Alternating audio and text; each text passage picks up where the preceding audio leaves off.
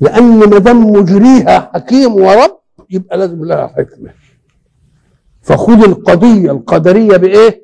بحكمة مجريها عليك.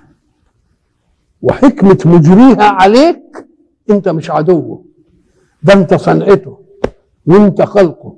وبيقول الخلق كلهم عيال الله فأحبهم إليه أرأفهم بعياله. النبي قال لنا كده. يبقى إذن لما ربنا يجري عليك شيء قل بس أنا مش فاهم الحكمة، ويكفيك حكمة أن الله هو الذي أجراها. الله بزيادة عليك دي، هو ربنا اللي أجراها. فإن جاءت لك مصيبة وهذه المصيبة من تقصير يبقى أنت اللي ملوم بقى. افرض واحد بيلعب طول السنة وسقط، تقول دي مصيبة له جات له، طب ما أنت اللي عاملها. لا، خلي واحد اجتهد كده ومذاكر كويس ومش عارف ايه، وبعدين جاي رايح الامتحان الصبح بقى مستشرف الى انه الاجابه، وبعدين جت سياره راحت صدماه وموديها المستشفى. يبقى ده اسمه ايه بقى؟ اهي المصيبه بقى اللي لله فيها حكمه. تقول لازم ليه في حكمه. يمكن الواد ده كان العيون مفتحه له وان يكاد الذين لا يزلقونك بابصارهم، فربنا عملها دي يعني ايه؟ فسوخه وتميمه عشان تمر علينا. الله يمكن عملها لانه مغر ساعه في انه مذاكر وانه رايح بقى كده مش عارف ايه وبتاع وحاجات زي دي. يقول له لا يا اخويا ما تستعرضش عضلاتك، ده لو لم يكن ان ما كانش ليك معونه من الله، اذا لم يكن عون من الله للفتى فاول ما يجني عليه اجتهاده. يبقى لازم تبقى فيها، يبقى لازم تشوف قدر الله.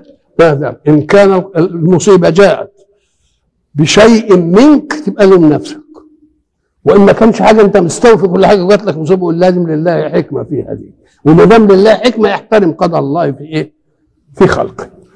ولذلك هناك بقى قال لك والقيد الصبر، في صبر بقى من نوع وصبر تاني من نوع تاني.